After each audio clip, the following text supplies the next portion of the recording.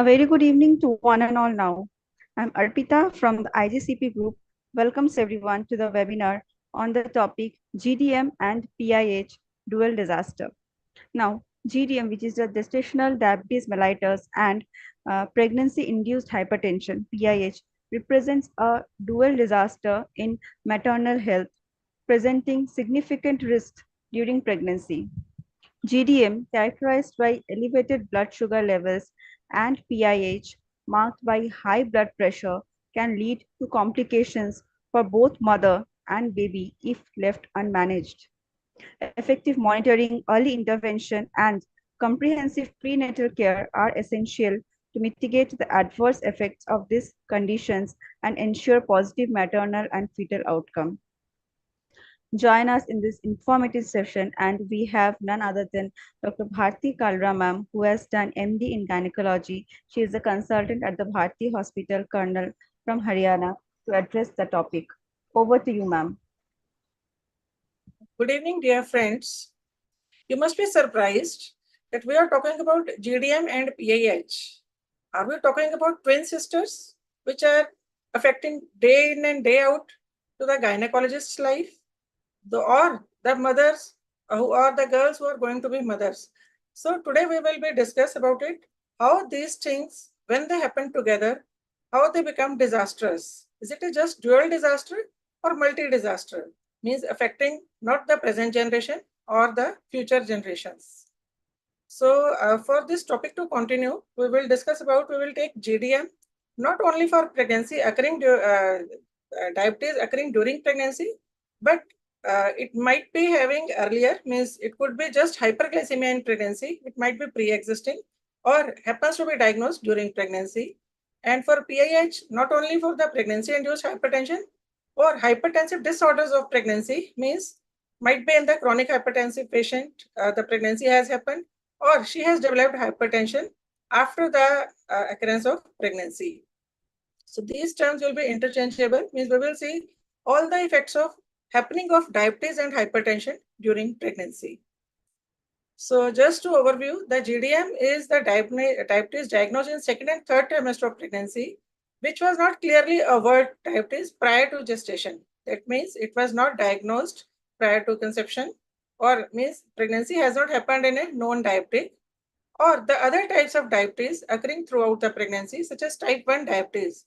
Means we might have missed the train, we might have not diagnosed the pregnancy with diabetes. Means once the patient comes with pregnancy and in early pregnancy, she has been diagnosed with diabetes. So these two things are very important to know. So that is for the term we are using GDM. And if it is diagnosed earlier to 24 weeks of pregnancy, we label it as early GDM or eGDM, as compared to conventional GDM, which is usually diagnosed in second and third trimester of pregnancy because of effect of glucose metabolism, which happens to be changing during pregnancy. So the early gestational diabetes diagnostic criteria and its clinical implications are very much different, or so to say similar to the pre-existing diabetes. Moreover, the investigations have to be planned accordingly. So coming to the hypertension in pregnancy. So as we know, the blood pressure finding more than 140 millimeter of mercury, 140 by 90 millimeter of mercury during pregnancy, at least two readings, minimum of 6 hours apart. But if it is happening early in pregnancy or in a non-hypertensive, the pregnancy has happened, that is pre-existing diabetes, which is diagnosed before pregnancy, or it has occurred before 20 weeks of gestation, or because of effect of pregnancy, it has happened, that is seen after 20 weeks of gestation. And it has been classified very beautifully. If it is without proteinuria, labeled as chronic hypertension, or if it is occurring with proteinuria, then it is preeclampsia superimposed on pre-existing hypertension. But if gestational hypertension is accompanied with only gestational hypertension, means no proteinuria, or it is accompanied by proteinuria or one or more adverse conditions, like the effect on liver, kidney, or proteinuria, we have already said if it is seen, or it has affected the fetal growth. Means if condition has shown adverse effects on maternal and fetal progress of pregnancy as well as after birth of the baby. So these are the complications of gestation hypertension. And worst case scenario, if patient presents with seizures with hypertension, that means she has eclampsia. So this is a very critical condition, and our aim is to avoid eclampsia at all cost. So for that, we have to take care of hypertension during pregnancy at all cost. So what we can do for that, in few presenting slides, we will see about it, especially in the patients of GDM. What can we do to avoid this condition? So just to see the compare and contrast the condition of GDM and preeclampsia. As we know, gestation diabetes involves endocrine system and preeclampsia involves a cardiovascular system. And these are diagnosed at almost the same time, but predisposing factors are same as of in GDM, it is of type 2 diabetes, and preeclampsia, it is of cardiovascular disease. So more clearly, if we say this pregnancy has given us the opportunity to detect or to screen for the high risk patients, means the any lady who is going to develop type 2 diabetes later on in her life, or metabolic disease, or some cardiovascular complications later on in her life.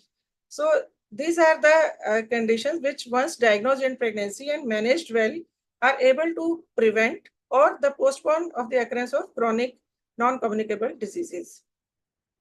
Recurrence risk is seen in GDM as well as in preeclampsia. And if we go for the cause, in gestational diabetes, the maternal body's inability, means her pancreas's inability to cope up with the pregnancy glucose load. Similarly, maternal cardiovascular system is unable to cope with the vascular load during pregnancy.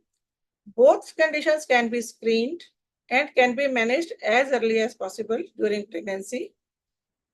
And the treatment is definitely delivery whenever the time is appropriate, because we want to deliver a healthy baby at an appropriate gestation, which makes the baby's survival very good. And the after effects are very less, means the long effect or long lasting complications are reduced. So we want to deliver at that time. So definitive diagnosis, definitive treatment is delivery. And till that time, till we plan the delivery, during that time, during the journey of pregnancy, what can we do? If we reduce the blood glucose loads, or if we control the blood pressure, the outcome is definitely good. Although in uncontrolled GDM, the effect on baby is macrosomia, but opposite to this, in preeclampsia, the effect on baby is IUGR. That doesn't mean if those two conditions exist together, that will compensate for each other. That will make the things worsen. It will not compensate. So we have to be very watchful during pregnancy for GDM as well as for preeclampsia, and we have to manage them appropriately. Because both of these conditions, just like GDM has increased risk of obesity and early onset diabetes, similarly, the existence of preeclampsia has increased risk of cardiovascular disease. So in coming few slides, we'll discuss about the causation, correlation and connection between the two, the clinical features, consequences and complications, and what corrective measures we can take. The incidence of preeclampsia and GDM is very much high as compared to the non-GDM patients. It is roughly 6%. As compared to the non-GDM, it is around 2 to 3%. Do they share common risk factors? It is because of the common risk factors, or they have independent and significant association that is yet to study. And the trials are going on to find out the cause of occurrence of these two conditions.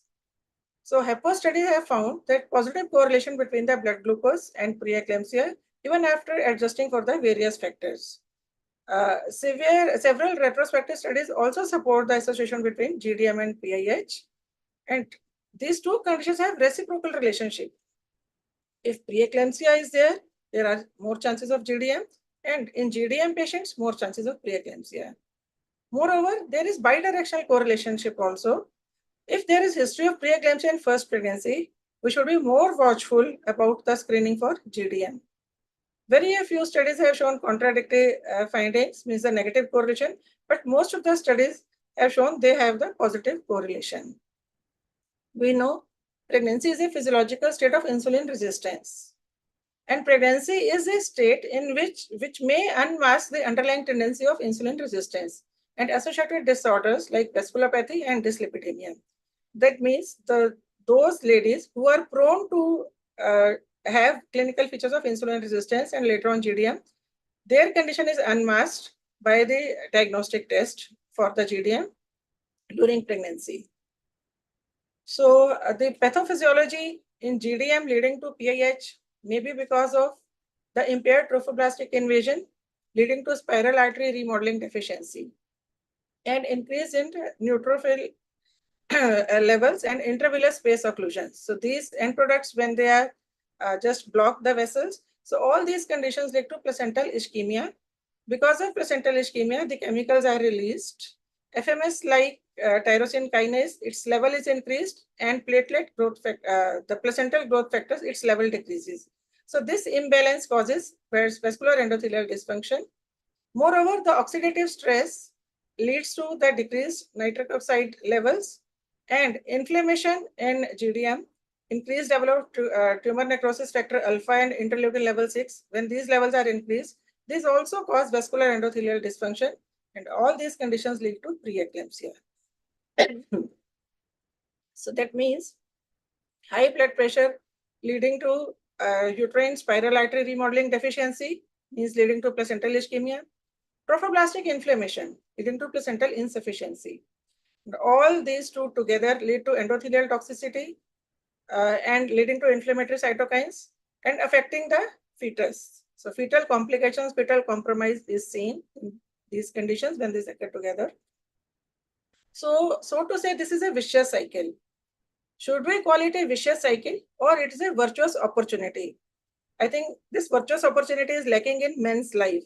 That is given, God has given only to women to screen at an early stage. So what can we do? First of all, we should prevent obesity, PCOS, and preeclampsia in pregnancy, and control hyperglycemia in pregnancy. And all these things, if we manage properly in a woman of GDM, the infants born will not have much affected the epigenetic and genetic predisposition to these conditions. And later on, these will not lead to women with diabetes or the high risk for the obesity. Means obesity, PCOS, preeclampsia, and GDM or diabetes. So these are the chronic conditions which happen in one's life. These lead to this complication or complicated cascade and leading to the effect on the further generation and next generations onwards in view of the epigenetic and genetic predispositions. So we should make advantage of this virtuous opportunity and we should manage it during pregnancy as well as after delivery, means in postpartum period.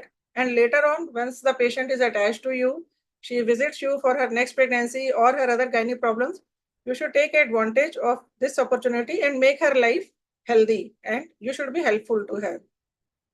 So the risk factors common in both conditions are maternal age, later the age, more the chances, obesity, more so the weight gain during pregnancy. The weight gain early in pregnancy, also harmful, and weight gain later in pregnancy. In early pregnancy, weight gain is more chances of GDM, and later on, if later half of pregnancy, the weight gain is more chances of hypertension. And moreover, multiple gestation is also a high risk condition in which both conditions are very common. So the high risk factors for PIH and GDM are demography, ethnicity and age, pregnancy status, multigravida and multiple gestations. As the age advances, the gravida status also increases, so there are more chances. Barophenotype means the pre-pregnancy BMI is more chances of this complication and gestational weight gain. Glucophenotype, the onset of GDM. If GDM happens to occur early in pregnancy, there are more chances of having PIH, or the GDM is more severe. It means if someone needs medication or if she is not controlled with medical nutrition therapy early in pregnancy, then we have to resort to insulin as well as the oral medications as per patient's need. So if these conditions occur, there are more chances, if blood glucose levels are uncontrolled, more risk of PIH later in pregnancy. However, studies have seen those patients who are on insulin from early pregnancy, they have less chances. Maybe because their blood glucose levels are well under controlled and they are being regularly monitored also. So for the management point of view, lifestyle, physical activity, and insulin, these are helpful. The consequences may be fetal, perinatal, maternal, antepartum, and postpartum. And above all is the generation next, which is bound to get affected by her maternal, grandmaternal, or great grandmaternal's condition of GDM and PIH. So it runs in generations. The long-term effects seen in baby are childhood obesity, dyslipidemia, hypertension, diabetes, cardiovascular effects. And we shouldn't forget, these things are seen in early childhood and moreover even in early adulthood. If it was to happen in above 40 years of age, this may be seen in 20s or 30s years of age. So the management of childhood obesity, if we give birth to the healthy child, means within the normal range of birth weight, then the outcome will be better. But if the child is IUGR, born IUGR, or heavier on higher side, more than 4 kg, there are more chances that the child will be having metabolic disturbance later in his life. For mother per se, if she has GDM, her hazard ratio of getting type 2 diabetes is 7. For hypertension is also more, and for metabolic disorder it is 2.5. Same way for PIH also, it is type 2 diabetes is 3.4. Just remember that if you have only PIH, even then your chances of getting type 2 diabetes are more. Chances of getting hypertension and metabolic diseases are more. Metabolic syndrome is very high. But if these two get combined, if we suffer from GDM and PIH, then the risk of type 2 diabetes is 21. Its hazard ratio is so high, and for hypertension as well as for metabolic diseases. So if it was to happen with GDM alone, it was hazard ratio was just 1.5. Now it has become 8. And the type 2 diabetes was just 7, and now it has increased to 3 times. So how can we prevent it? Primordial prevention is the preconception health optimization. We want our girls to be in normal BMI range. They should be healthy. Their bone health should be good. Their hemoglobin level should be good. Their BMI should be normal. Their blood pressure and overall general health cycles must be regular. Means there should not be any evidence of PCOS, hypertension, any other metabolic disease, obesity, and bone health and hemoglobin. So if we take care preconceptionally, if patient comes for preconception counseling, we must look for all these parameters so that she should plan pregnancy in healthy environment.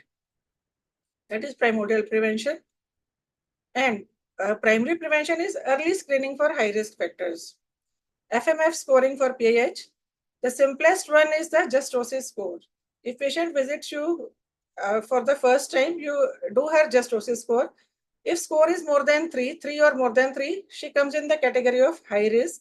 So then we can keep extra watch on her because she have high chances of going to develop preeclampsia in her pregnancy. So we should start treatment very early with the aspirin as well as with the that is only for hypertension with aspirin as well as the high dose calcium levels, calcium supplementation.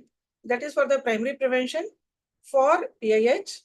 And for the GDM, for primary prevention, we should do gestational glucose tolerance test that should be done in first visit, then in each trimester. So that we should pick up at the earliest. Secondary and tertiary prevention are with low dose aspirin, medications for PIH and GDM once the condition is established. But if we do at the justosis score, means if we find she is high risk, even then we start at 75 milligram aspirin, that is comes under the primary prevention. So next is the quaternary prevention. We should always avoid overdiagnosis, over-labeling, and over-treatment. And we shouldn't scare our patients. We should give them counseling in a positive manner, not to scare that your baby will be affected, your baby will be IUGR, you may end up in IUD. Please don't scare her. Tell her that we want to protect you from complications. So that is why if you follow the advice, follow the healthy dietary advice, take diet low in refined carbohydrates, you will have a better outcome. So then she will follow you and she will not change her doctor. Coming to the coronary prevention, and we should prevent misinformation, promote correct information. As we find, most of our patients are Google searcher, and we don't know from where they get information. That they come with so many questions and they have so many misinformations. So we have to clear their doubts and make a positive impact with our consultation. So a word about aspirin in DM to prevent PIH. Individuals with type 1 and type 2 diabetes should be prescribed aspirin in 100 to 150 milligram per day, starting at 12 to 16 weeks of gestation to lower the risk of preeclampsia. So this is advised by American Diabetes Association 2024 guidelines. And the aspirin in GDM to prevent preeclampsia, those who have GDM, they are candidate for aspirin therapy for preeclampsia prevention if they have single risk factor, like if they have developed GDM but they are otherwise chronic hypertensive or have autoimmune disease. Or the multiple moderate risk factor means if she is primary with GDM or she is obese with GDM, her age is more than 35, or other risk factors are there. Means if she has very strong family history in her mother and sisters about PAH, then we should start her with aspirin. And about the if she is chronic hypertensive and already taking ACE inhibitors or ARBs, that question commonly comes. And because patients are planning pregnancy late, and a few of patients are chronic hypertensive on antihypertensive medications, or those who have pre-existing hypertension, they are also on antihypertensive medications. So ideally, the ACE inhibitors should be stopped before conception or as soon as possible in first trimester once the pregnancy is diagnosed. So that doesn't mean if someone has taken ACE inhibitors or ARBs during first trimester, she should terminate her pregnancy. So pregnancy can be continued because the studies have shown there is no congenital malformation in first trimester exposure. If the pregnancy is if the medication is continued in second and third trimester, there is risk of fetal renal dysplasia, oligoamnios, pulmonary hyperplasia, and IUGR. So as soon as we come to know that she is on these medications, we should change it to her pregnancy friendly medications. So during pregnancy, the threshold for blood pressure are if the 140/90 is the cutout limit to start medication. And if blood pressure is high, we should up titrate the dose. And if BP is 190/60, we should reduce the dose. So our target is 110 by 1 into 130, 110 to 135/85. So that should be achieved with either diet, exercise, or if needed, with the medication. So during pregnancy, the safe medications are these, but the commonly used are nifedipine and labetalol. But others can be used if blood pressure is not controlled with nifedipine or labetalol. A word about selection of labetalol and nifedipine. If pulse rate is more than 100, then labetalol in 100 milligram twice daily dose can be safely started. And if pulse is less than 100, then nifedipine can be started. Moreover, in early pregnancy, nifedipine gives better results if from the first trimester onwards, if we have to give, so that is found to be safer. But otherwise, it's not much harmful to start labetalol also. So we should avoid metformin in GDM with PIH. Nowadays, there is a boom of starting because patients don't want to go for insulin or insulin because someone find it, doctor themselves find it cumbersome, needs lots of counseling, lots of monitoring.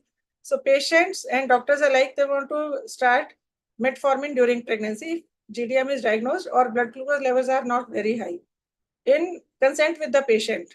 But if the someone is very high risk for GDM with PIH or she has developed PIH during pregnancy, we should avoid metformin because of the potential of growth restriction or acidosis in the setting of placental insufficiency.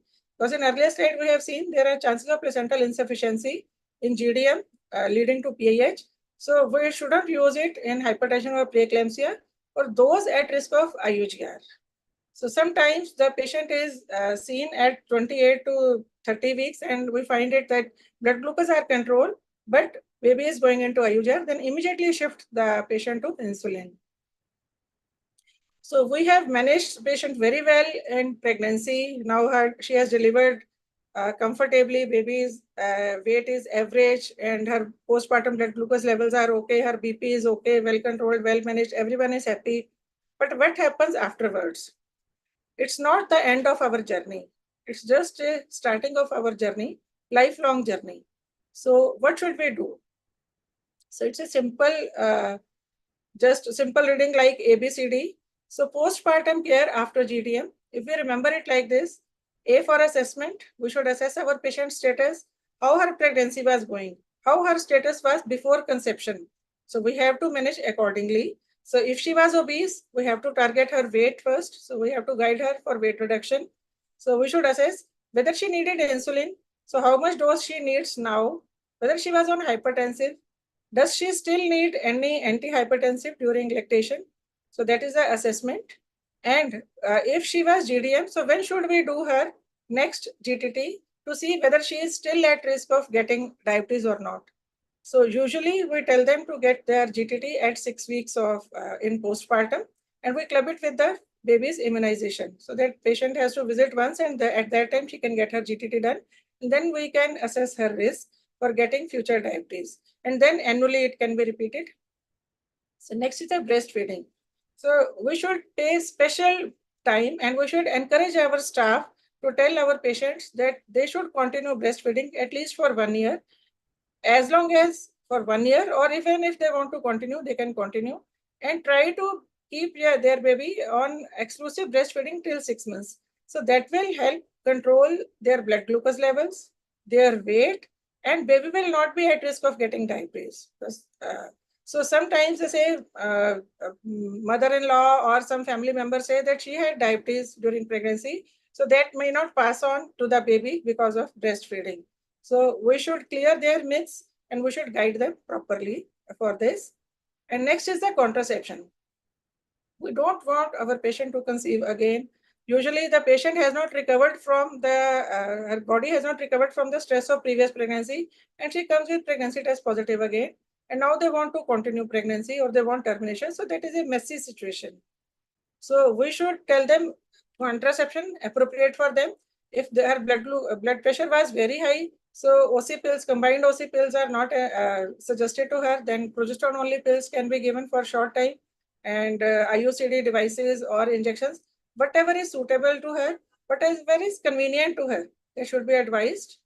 And dietary modifications which are needed, because in postpartum period, once they say that everything is fine, her liver is okay, pregnancy was over, so now someone gets, if she's getting cholestasis of pregnancy, and they will say no, we will give her the sweets, the panjiri or pinia, means the high calorie, dense calorie, and the fat rich diet that is started immediately after delivery.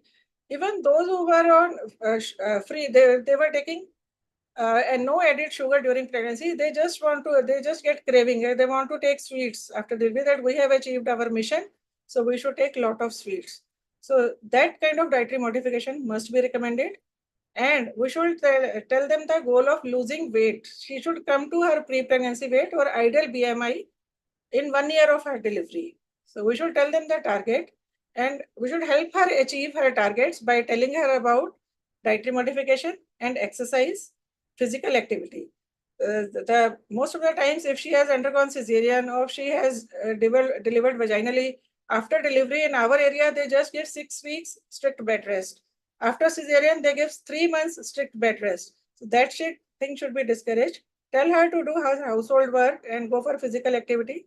Many a times our patient also say, doctor, if I don't rest now, no one will let me have rest afterwards also. If I start doing household work now, then they will put more of pressure and give me more of job to do household work. So let me enjoy and relax with my child. So I will not do any physical activity. I will get the service of my family members. So we should take care of this psychology also. We should involve the family members, because the usually food is provided by the family during this postpartum period. So we should involve them, tell them about the healthy choices and healthy work environment, and moreover avoid mental stress. No one should blame her again and again. You had diabetes during pregnancy. You are diabetic. Your parents were diabetic. That is why you are diabetic. So that kind of stress should be avoided. And above all, G is for goals. So goals should be set. goal about weight reduction, goal about maintaining her BMI, lactation, contraception. So all these are the goals in which the timelines are given. And to GDM patient, those who have family history and those who are high risk, obese, hypertensive, tell them to get their GTT annually initially. So this is a breastfeeding is a preventive therapy for type 2 diabetes also. So that if we tell them to patient as well as her family members, they will follow the advice, and that should be promoted at all cost. So what about generation next? We have managed mother as well as her baby, but what about future generations? Or what about the future of that child who is born to a mother with GDM and PIH? The child born to a mother of GDM and PIH is at high risk of obesity and metabolic syndrome. So this should be a red flag for pediatrician as well as the family. Because once the child comes, they just forget. Once the weaning starts, they start giving all sorts of food. Afterwards, when child demands, they give all kind of the packed food, that uncle chips or kurkure. And if child is distracting them, they just give the child phone. Let the child play with the video games and all. So that should be avoided. Once we have discharged our patient, we should put a red flag. If that card goes to a pediatrician, the pediatrician should also take into account the BMI of the child, the growth chart of the child, and should be continuously encouraging them to follow the healthy lifestyle for themselves as well as for the baby. And breastfeeding and lifestyle optimization involving partner and the family in the counseling, these are the very important parts. And we should never forget the pediatrician. In our day-to-day practice, in our discharge card, we highlight the things that patient had GDM and PIH, and she needs her GTT screening also. So if that patient goes to pediatrician, the pediatrician also reminds that lady that you should get your investigations done. And you should get your screening for blood glucose levels also. So above all, to me, it's a like transgenerational karma. We have managed this generation, the future generation, and the future generations. How we can manage as an obstetrician, as a doctor, how can we help our society?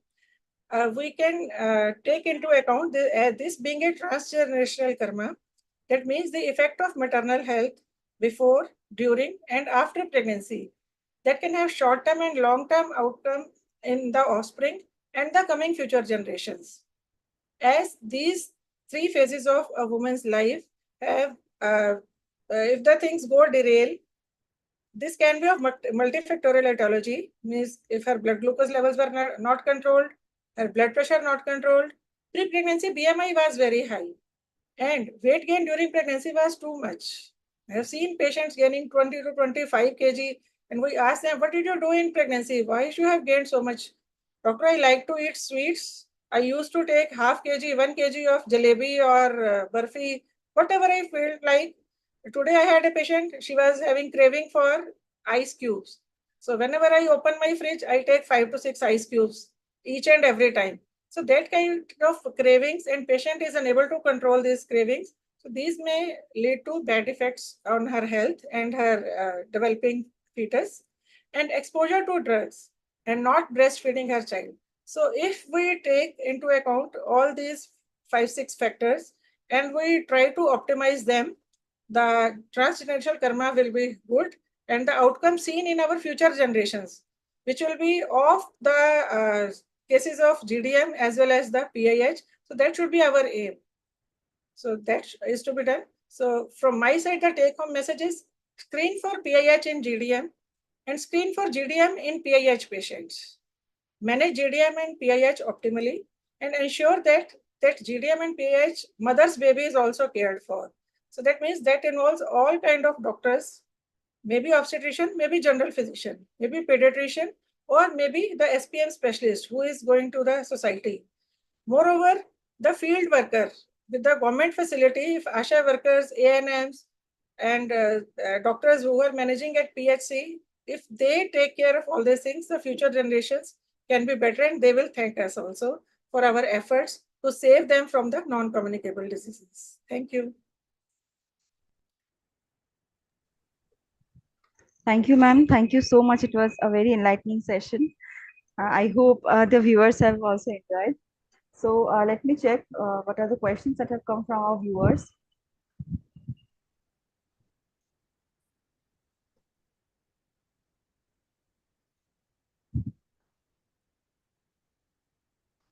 The first question that has come, you have already discussed. What are the long-term outcomes for children born to mothers with GTM and PIH?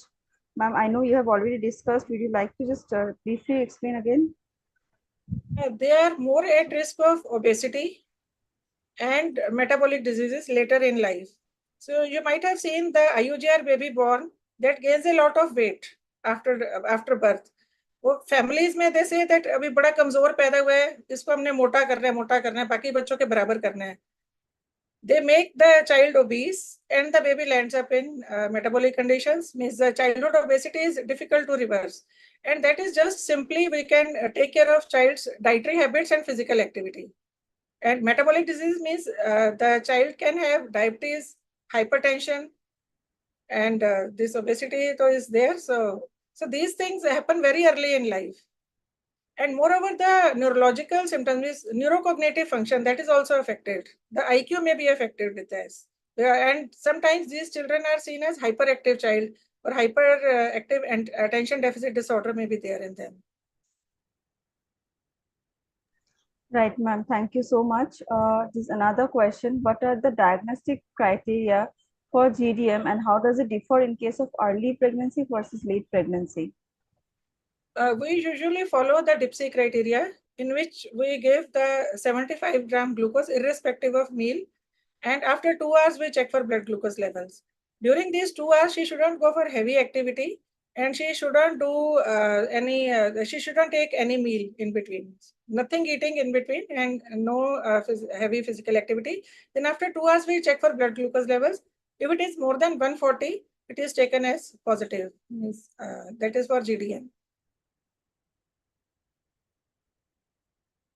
Right, So that ma'am. is Thank you. practically, that is easy to do and can be repeated in every trimester.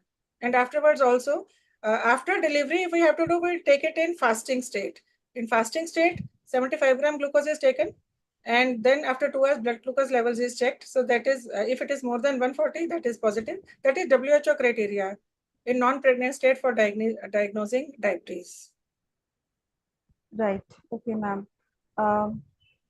Well, at what gestational age should screening for a GDM and a PIH ideally be conducted? So ideally, because in first trimester, in first visit, if we do it, then we are able to rule out pre-existing hypertension and pre-existing diabetes. So gestosis score should be done at the first visit so that we can screen the high-risk patient. That is for PIH, means the risk of developing PIH. That is gestosis score that is easily available online. And for GDM also, if we do it at the first visit, then we will be able to rule out whether she was, because sometimes the patient comes and patient is not aware of if she is having pre-existing diabetes. So in first visit, if we do it and we manage it alongside, means immediately if we manage it, there are chances of, because uncontrolled hyperglycemia can lead to fetal anomalies. If we don't do it in first trimester, we are likely to miss it.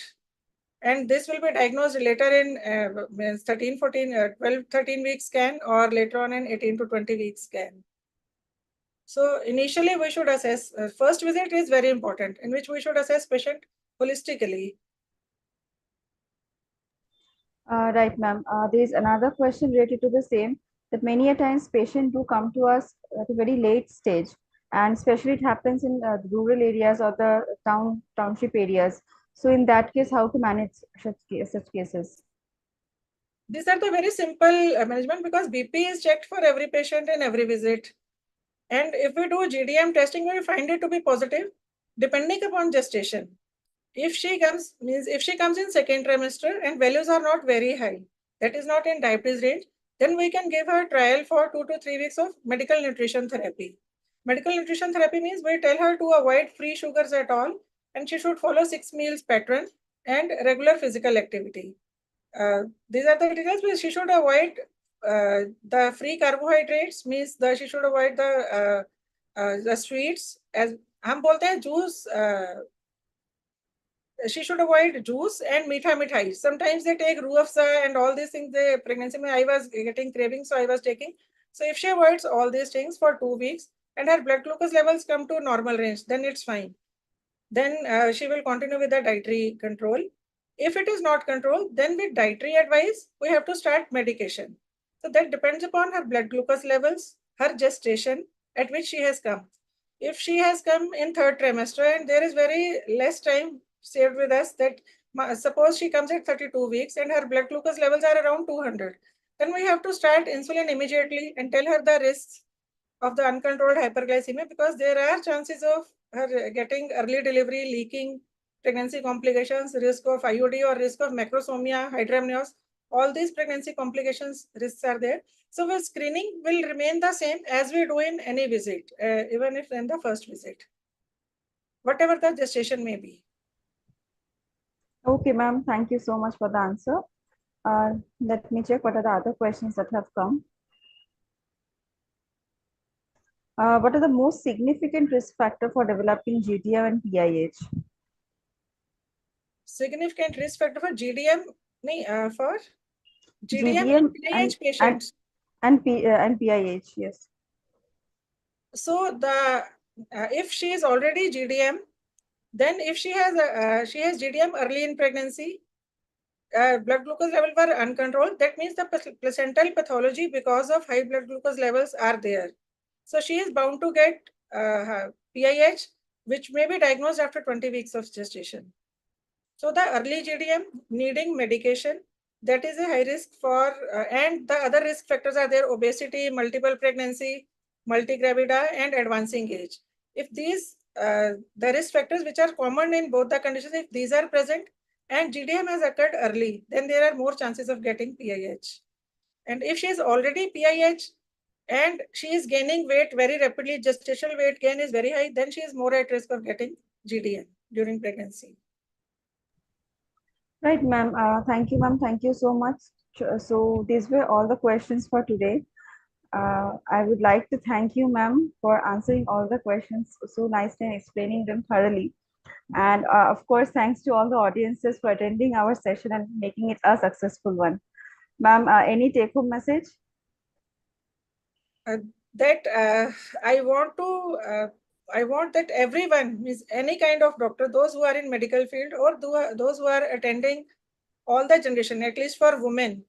Moreover, not only for women, even for men, they should take care of their females. It's not a girl child is born, so that child doesn't need any nutrition.